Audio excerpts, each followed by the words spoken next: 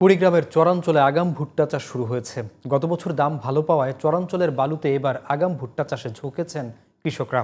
১০০ থেকে ১২০ দিনে এসব ভুট্টা ঘরে তুলছেন তারা। এরপর সেখানে পাট ও আউশ ধানের পাশাপাশি অন্যান্য ফসলের আবাদ হচ্ছে। কুড়িগ্রাম প্রতিনিধি মিজানুর রহমানের রিপোর্ট, জানাচ্ছেন জামান আশরাফ। কুড়িগ্রামে তিস্তা, দুধকুমর, ধরলা, ব্রহ্মপুত্র সহ ১৬টি নদ নদী বেষ্টিত প্রায় ৪ শতাধিক চর রয়েছে। এসব চরাঞ্চলে বেলে ও বেলে দোআঁশ মাটিতে ভুট্টার চাষে ঝুঁকছেন স্থানীয় কৃষকরা। আবহাওয়া অনুকূলে থাকলে এবং রোগবালাইয়ের তেমন কোনো প্রাদুর্ভাব না হলে লাভবান হওয়ার স্বপ্ন দেখছেন কৃষকরা।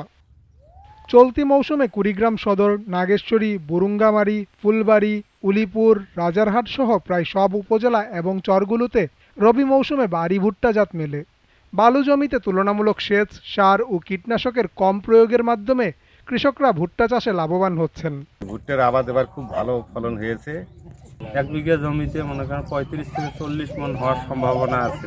এবছর ভুট্টার লাভ আছে, মনে করো ভুট্টার আবাদ ভালো দেখা যাবে। মৌসুমে প্রাকৃতিক দুর্যোগ না হলে ভুট্টার ভালো ফলনের আশা করছেন কৃষকরা। উন্নত প্রযুক্তি ও আধুনিক চাষাবাদে সুফল এলে জীবনমানও উন্নত হবে প্রত্যাশা জেলার মানুষের। ইদানিংকালে আমাদের ভুট্টা চাষাবাদ বৃদ্ধি পাচ্ছে, সেই সাথে আমরা ভুট্টার আবাদ বৃদ্ধির জন্য কৃষকদেরকে ৩৪০ জন কৃষকের মাঝে ভুট্টা প্রণোদনা এবং আমরা বিভিন্ন প্রকল্পের প্রদর্শনীও দিয়েছি তাদেরকে উৎসাহিত করার জন্য। ১৬,৮০০ হেক্টর জমিতে ভুট্টা চাষের লক্ষ্যমাত্রা থাকলেও এ পর্যন্ত অর্জন হয়েছে ১৮,৭৫০ হেক্টর। এবছর হেক্টর প্রতি ১১ মেট্রিক টন পর্যন্ত ফলন হওয়ার সম্ভাবনা রয়েছে। জামান আশরাফ, জিটিভি নিউজ।